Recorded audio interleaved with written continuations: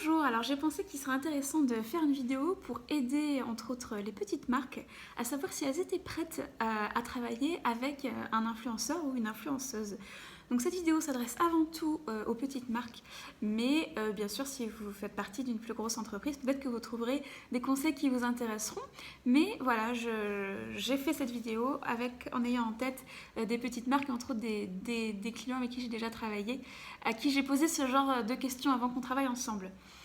Donc il y a trois choses pour moi à se demander pour savoir si on est prêt à travailler avec des influenceurs ou si l'on est prêt à entamer ce genre de démarche ou bien même à embaucher quelqu'un pour s'en occuper. Donc ces trois éléments, ça va être: est-ce que c'est une priorité pour vous? Est-ce que c'est clair pour vous ce que vous allez donner en échange à l'influenceur? Et aussi, est-ce que c'est clair pour vous ce que vous attendez de ces actions ou de cette campagne? Donc on va rentrer un petit peu dans le détail. Alors, est-ce que c'est une priorité pour vous? Pourquoi on pose cette question? Eh bien, parce qu'il y a beaucoup d'injonctions qui circulent du style il faut absolument être sur tous les réseaux, il faut absolument travailler avec des influenceurs, il faut. Moi, je ne suis pas tout à fait partisane de ce genre d'attitude, parce que je pense que du coup, on se retrouve dans une situation qui n'est pas alignée avec ce qui est vraiment important pour nous ou pour vous en tant que fondateur, fondatrice de marque. Et parfois, il y a d'autres priorités, tout simplement. Ça peut être qu'il vous faut absolument recruter, c'est une priorité pour vous. Et ça peut être qu'il vous faut absolument faire des ventes immédiatement. Et donc peut-être que dans ce cas-là, il faut investir d'une autre manière, un peu plus directe que l'influence.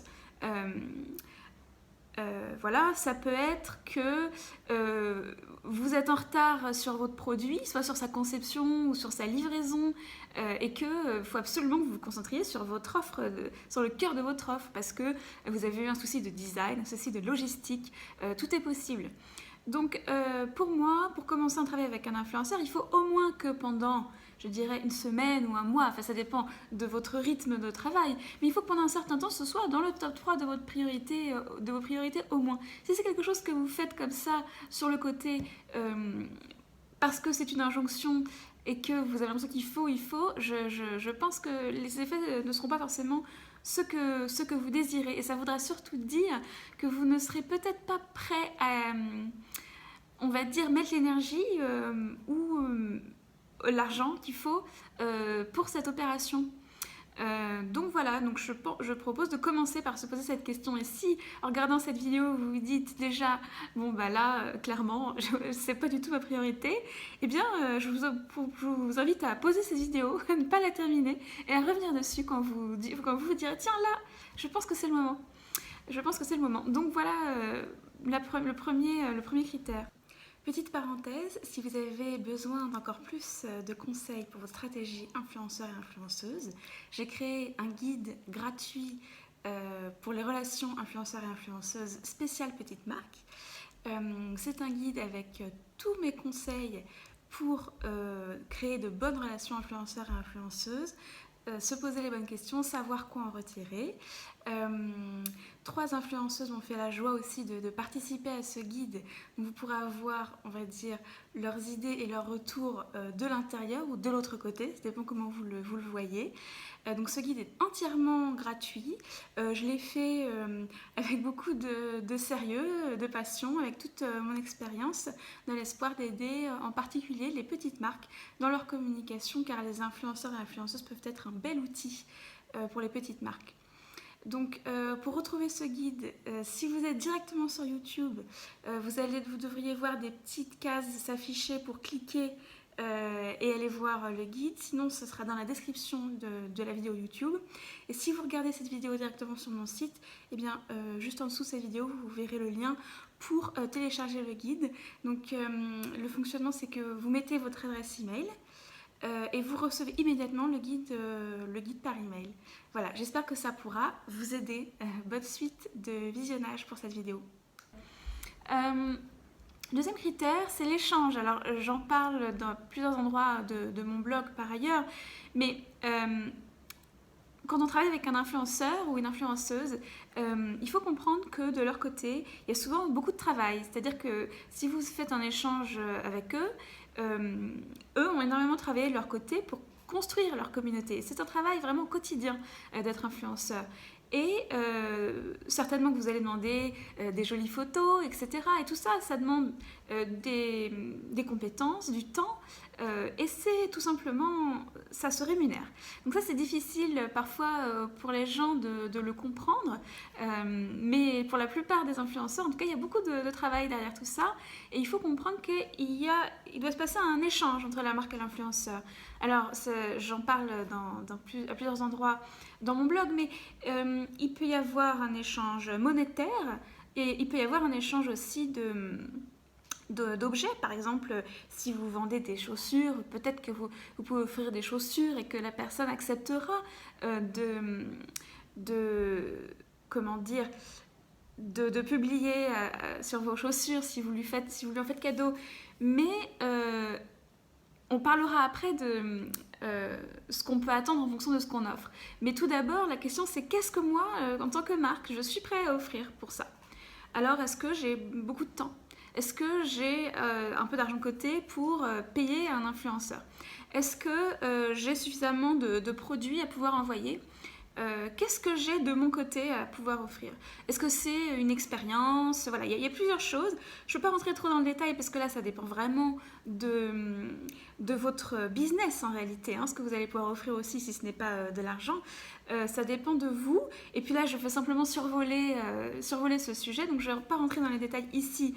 Mais c'est la question globale à se poser. Qu'est-ce que j'ai moi à offrir avant d'aller vers des influenceurs ou avant de commissionner quelqu'un pour le faire pour moi? Qu'est-ce que j'ai à offrir de mon côté? En plus, bien entendu, du fait que probablement vous avez mis beaucoup d'énergie et d'amour dans votre marque, mais pour l'influenceur, ça ne suffit pas tout à fait. C'est-à-dire que peut-être qu'un influenceur un jour va venir vers vous parce qu'il aura un énorme coup de cœur et il va dire je parle de vous sans rien demander en échange. C'est super, mais si c'est vous qui faites la démarche, ou même la plupart des influenceurs qui vous contactent vont quand même attendre quelque chose en retour. Donc c'est important de penser à ça. Donc ça c'est le deuxième élément. Réfléchissez-y bien. Troisième élément, qu'est-ce que vous attendez exactement de ce partenariat? Parce que est-ce que vous attendez des ventes directes? Alors ça c'est... Pourquoi pas, mais c'est pas forcément évident. Et si c'est le cas, il faut un moyen de les mesurer. Alors si vous attendez des ventes directes, il faut que vous donniez peut-être un code promo à votre influenceur qui puisse communiquer. Ça peut être un lien d'affiliation.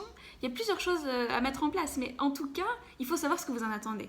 Est-ce que vous en attendez de la brand awareness, c'est-à-dire que les gens commencent à vous connaître, qu'ils commencent à penser à vous, donc voilà, la brand awareness, c'est ça. Est-ce que vous attendez qu'on vous recommande? Vous vous dites, il faudrait qu'il y ait des noms importants dans mon milieu, entre autres des influenceurs, qui puissent dire, voilà, je recommande cette marque, je recommande ce produit.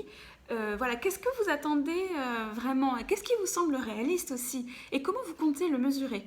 Comment vous comptez savoir si ça a marché ou pas? Quelle est votre métrique pour le mesurer? Et là, il n'y a pas de, j'ai envie de dire, il n'y a pas de jugement. Peut-être que vous voulez faire 3 ventes, peut-être que vous en voulez 100, je ne sais pas. Mais il faut se définir un objectif pour savoir comment techniquement vous allez l'atteindre et comment vous allez savoir si vous l'avez atteint ou non. Et puis, donc ça, ce sont les 3 éléments. Savoir si c'est une priorité pour vous, savoir ce que vous êtes prêt à offrir, savoir ce que vous attendez exactement.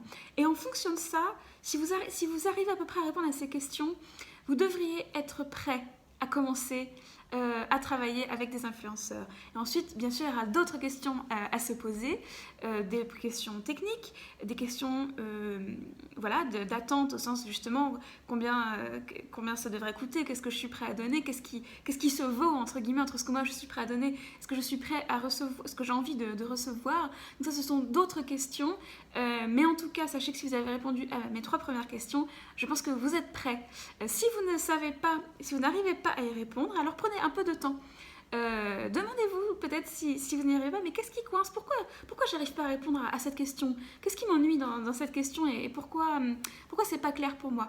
Donc vous pouvez réfléchir tout seul, vous pouvez faire appel à un expert pour vous aider à y voir plus clair.